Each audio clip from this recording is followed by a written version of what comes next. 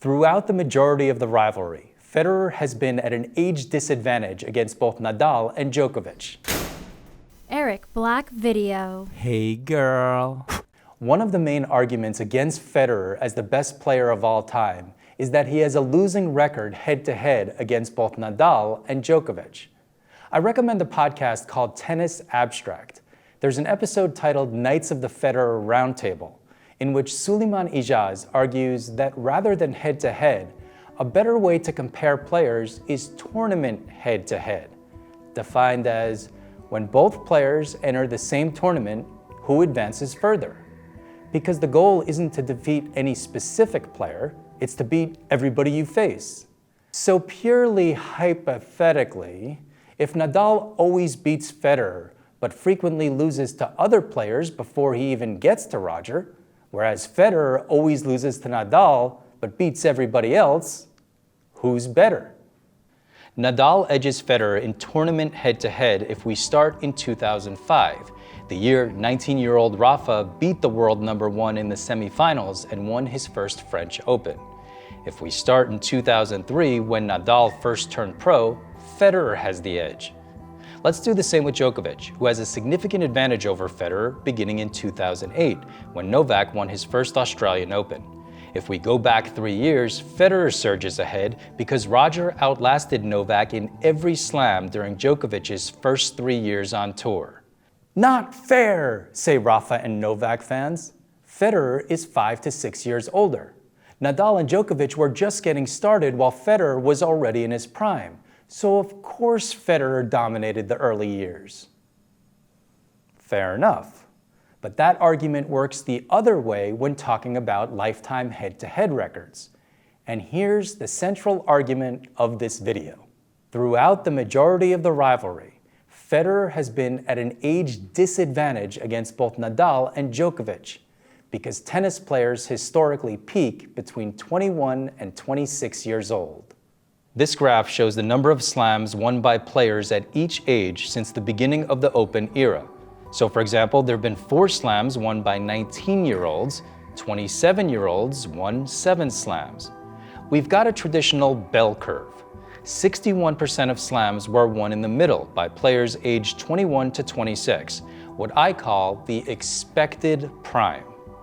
If the expected prime is 21 to 26, then Federer should have had the advantage over Nadal from 2003 to 2007, when Federer was in his expected prime, Nadal was pre-prime.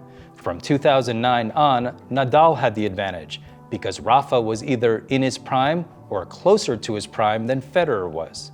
It's the same analysis with Djokovic, although he began his expected prime in 2009 instead of 2008.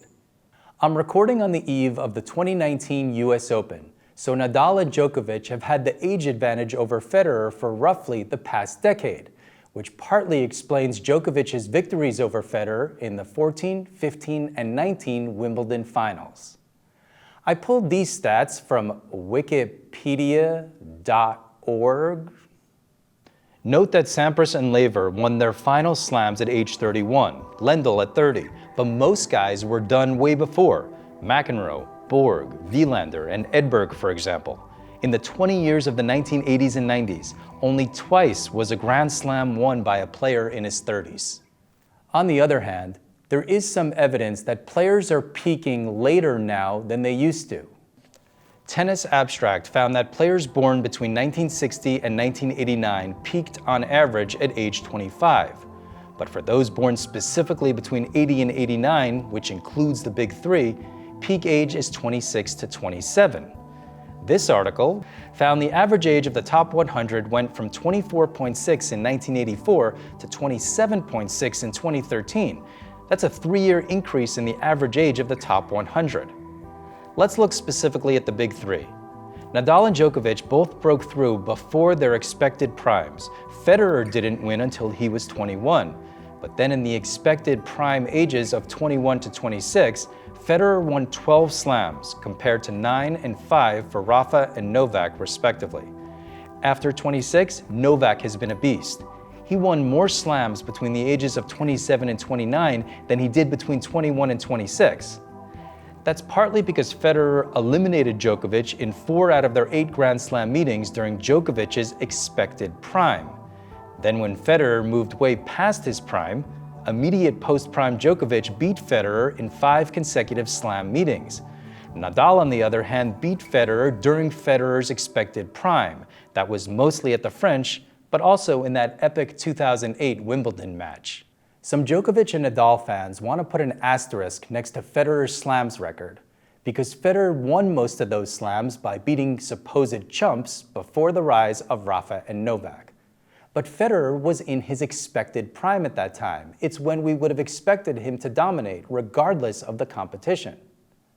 If each of the big 3 had been born simultaneously, I suspect their slam totals would mirror their current totals. Federer's slams would be less front-loaded, because prime Nadal and Djokovic would have occasionally picked him off in the early years.